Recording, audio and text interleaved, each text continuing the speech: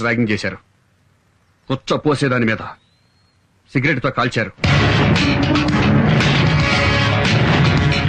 ఇలా కాల్చడం తప్పు కాదు, ర్యాగింగ్ సంస్కృతిలో ఒక భాగం అని మీరు భావిస్తే ఇవాళ ఈ కుర్రాడికి పడిన మచ్చ రేపు మీ అమ్మాయి గుండెల మీద పడొచ్చు, జీవితం మీద పడొచ్చు, ప్రాణాల మీద పడొచ్చు. అయినా ఇదే కంటిన్యూ చేస్తాం అనుకుంటే మీ అందరికీ సారీ చెప్పి వెళ్ళిపోతాను. ఇది ర్యాగింగ్ ఏంటండి? రౌడీయిజం. రౌడీయిజం కంటే అన్యాయం సార్. ఇలా చేసిన నా కొడుకుల్ని కాల్చి పారేయాలి సార్. అయ్యా, ఆ నా కొడుకులు ఏ నా కొడుకులో కాదు, అందులో మీ కొడుకు ఉన్నాడు.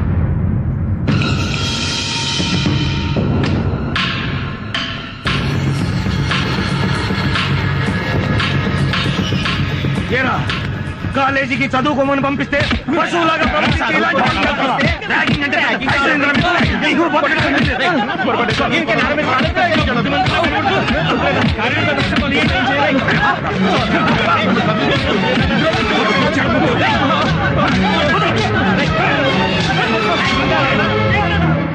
ఇప్పుడు మేము కొట్టిన ఈ డబ్బులు పోలీసులే కనుక కొట్టుంటే పోలీసులు విద్యార్థుల్ని కొడతారా? పోలీసులు నశించాలి, పోలీసులు డౌన్ డౌన్ అంటూ పోలీసులందరినీ వెంటనే సస్పెండ్ చేయాలని ఈ పిల్లల ధవలంతా రోడ్డు మీదకి వస్తారు. ఆ తర్వాత రాజకీయ నాయకులు రంగంలో దిగుతారు. వెంటనే తల్లిదండ్రులమైన మేము ధర్నాలు, రాస్తారోకోలు చేసి కంపు కంపు చేస్తాం. వీళ్ళని ఇట్లాగే వదిలేస్తే తీవ్రవాదుల కంటే ప్రమాదంగా తయారవుతారు సార్. అందుకే వెంటనే వీళ్ళని చదువులు మాన్పించి ఊరికి తీసుకెళ్లి పొలాల్లో పనులు చేయిస్తాం సార్. రండ్రా, రండి. తప్పైపోయిందన్నా, ఎప్పుడు పొరపాటు చేయను, బుద్ధిగా చదువుకుంటానన్నా. ఇంకెప్పుడు తప్పు చేయను, క్షమించనన్నా. సార్, మేము తప్పు చేసాం సార్. ఇంకా లైఫ్ లో ఎప్పుడు ర్యాగింగ్ చేయం. మమ్మల్ని క్షమించండి సార్, మమ్మల్ని క్షమించండి సార్. తల దించుకుని నా కాళ్ళకి దండం పెట్టే బదులు తల ఎత్తుకుని మీ జూనియర్స్ కి షేక్ హ్యాండ్ ఇచ్చి అందరం ఒకటే వీఆర్ ఫ్రెండ్స్ అంటే విద్యార్థి అనే మాటకి విలువ పెరుగుతుంది. ఆ పని చేస్తారా? చేస్తాం సార్.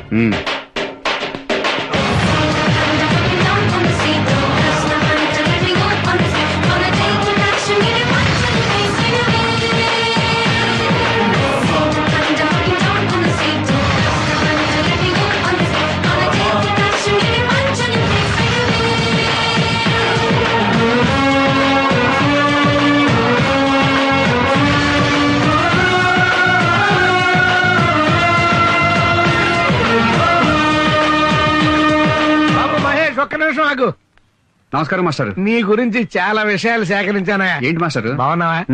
బాగున్నావా? బాగున్నానండి. నీ గురించి ఓ పబ్లిక్ టాక్ చెప్పాలయ్యా. Public talk? లేడీస్ లో, యూత్ లో, జెంట్స్ లో, తుడిసేవాళ్లలో, ఉడిసేవాళ్లలో, గోడకి రంగులేసేవాళ్లలో, అబ్బో అంటారు కదా, చాలా మంది దగ్గర నుంచి సేకరించాను. నీకు చెప్పాలి ఇప్పుడు. చెప్పండి. ఈ సర్కిల్ ఇన్స్పెక్టర్ మహేష్ నా కొడుకున్నాడే, పెద్ద మెంటల్ నా కొడుకురా.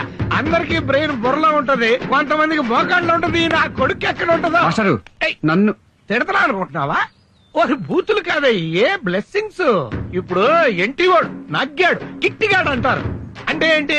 ఈ అబ్బాయి ఎంటివాడు ఏం యాక్ట్ చేశాడు రా, నగ్గాడంటే డాన్స్ చేశాడు రా, కిట్టిగాడే ఫైటింగ్ చేశాడు రా. అంటే ఏంటి? ఓన్ చేసుకోవడం. అలా ఫ్యామిలీ మెంబర్స్ లాగా అన్నమాట. అలాగే మహేష్ గారు ఎరగదీశాడురా, ఏం ఉతికాడురా. అంటే ఏంటి? నేను లైక్ చేస్తున్నాడు అనమాట. అర్థమైందా? ఇప్పుడు నీ గురించి ఓ చిన్న పోలీస్ టాక్ ఒకటి చెప్పాలయ్యా. పోలీస్ టాకా? చెప్పండి. మన డిపార్ట్మెంట్ లో ఒక కడ్డీ పెట్టుకున్న మహేష్ గా, అబ్బా కడ్డీ అంటే లాఠీ అయ్యా, లాఠీ పట్టుకున్న మహేష్ గాడు జిల్లాకొక్కడుంటే స్టేట్ మొత్తం సూపర్ గడ్డ గడ్డ గడ్డలాడించేస్తాడని చెప్పుకుంటున్నారయ్యా. మాస్టరు, పబ్లిక్ టాక్ చెప్పారు, పోలీస్ టాక్ చెప్పారు, మరి పొలిటికల్ టాక్ ఏంటి? అబ్బో మాస్టరు, మాస్టరు, ఏమైంది? కూర్చోండి, కూర్చోండి. మీకు బీపీ ఉందా? లేదు. షుగర్ లేదు. మరి గుండె పట్టుకుంటారేంటి? పాలిటిక్స్ అన్నావు కదయ్యా, ఇదివరా. అమ్మో, ఇప్పుడు ఎలా ఉంది? పాలిటిక్స్ పేరెత్తే నాకు పావులు జర్లు పాకుతీయో. ఏ దేశ చరిత్ర చూసినా ఏమున్నది గర్వకారణం అన్నాడు ఆయన. ఏ పార్టీ చరిత్ర చూసినా ఏమున్నది గర్వకారణం అంటాను నేను. ఈ రాజకీయాల్లో ఉన్నంత చండాలం, మూసీ నది కంపు ఎక్కడ ఉండదయ్యా. ఎప్పుడేం జరుగుతో తెలియదు.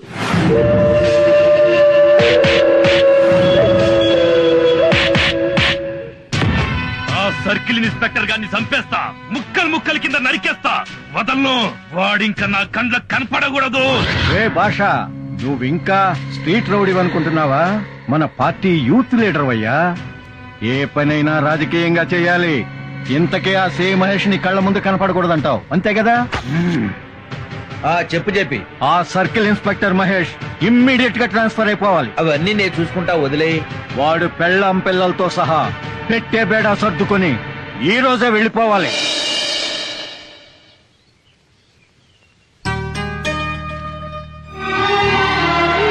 నాకు తెలుసు మహేష్, ట్రాన్స్ఫర్ అయింది. ఎప్పుడులాగే లగేజ్ కూడా రెడీగా పెట్టాను. నేను రెడీగా ఉన్నాను. లోపల బాబు కూడా రెడీ. బ్యాలెన్స్ పిల్లలు కూడా రెడీ.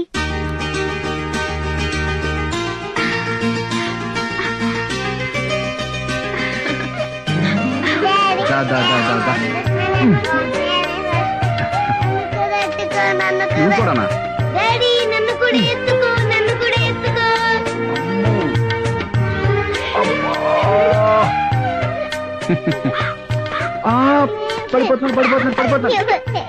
పడిపోయాను. ఇలా నన్ను మాయ చేసే సంవత్సరానికి ఒకసారి అమ్మని చేస్తున్నాం.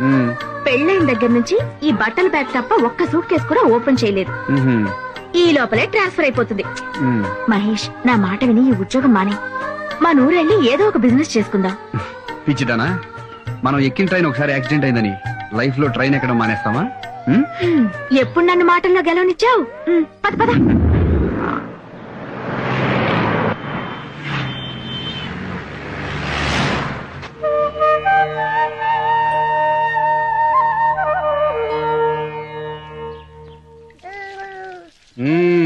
నాకెప్పుడు ట్రాన్స్ఫర్ అవుతుందో తెలియదన్న వంకతో ఇంట్లో సామాన్లు సర్దో, పిల్లల్ని స్కూలుకు పంపించవు, కాఫీ అడిగితే టీ కొట్ల నుంచి తెప్పిస్తావు, వంట చేయమంటే హోటల్ నుంచి ఫుడ్ తెప్పిస్తావు. కానీ బెడ్రూమ్ మాత్రం రెడీ చేస్తుంది.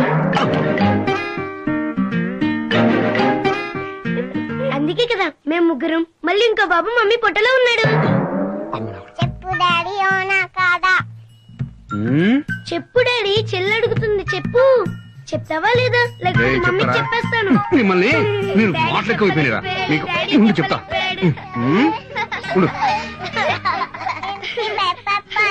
భయపడిపోయాను రా. అమ్మో, చిన్న పిల్లలకు ఓటు హక్కు లేదు కాబట్టి సరిపోయింది. ఉంటే భారతదేశ భవిష్యత్తు గంటకో రకంగా మార్చేసేవారు. ఏమోలే, మంచి మంచి లీడర్స్ వచ్చేవాళ్ళేమో. మంగళం. హారతి తీసుకో మహేష్.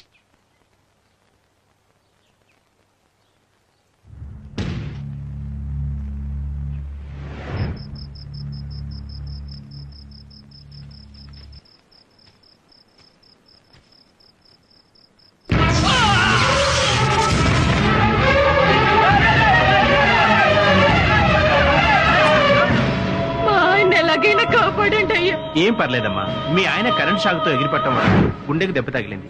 హార్ట్ ఆపరేషన్ చేయాలి.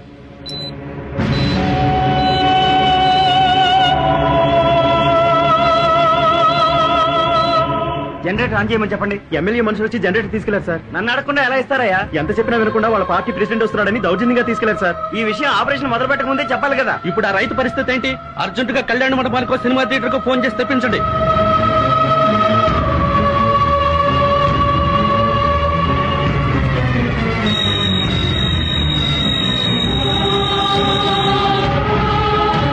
డాక్టర్ డాక్టర్, ఆ కరెంట్ షాక్ తగిలిన పేషెంట్ చనిపోయాడు సార్.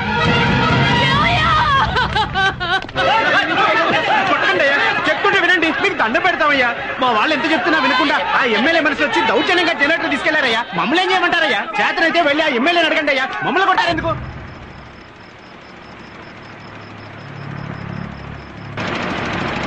డిఎస్పీ గారు, కరెంటు పోద్దని జనరేటర్ కూడా తెప్పించాం. మందు పాత్రలు అయింటే జాగ్రత్త. ఉంటాను.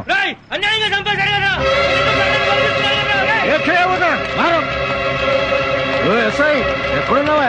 జనం గెస్ట్ హౌస్ మీద పడుతున్నారు. ఈ రైతులందరి మీద కేసులు పెట్టి లోపలైంది. గెస్ట్ హౌస్ మీద పడుతున్నారు వీళ్ళు. ఇన్ని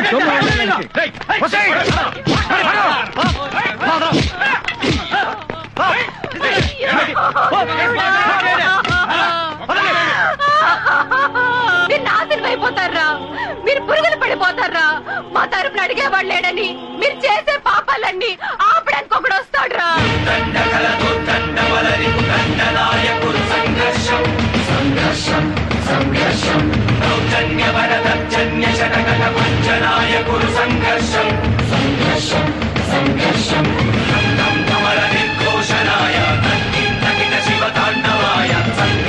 సంఘర్షం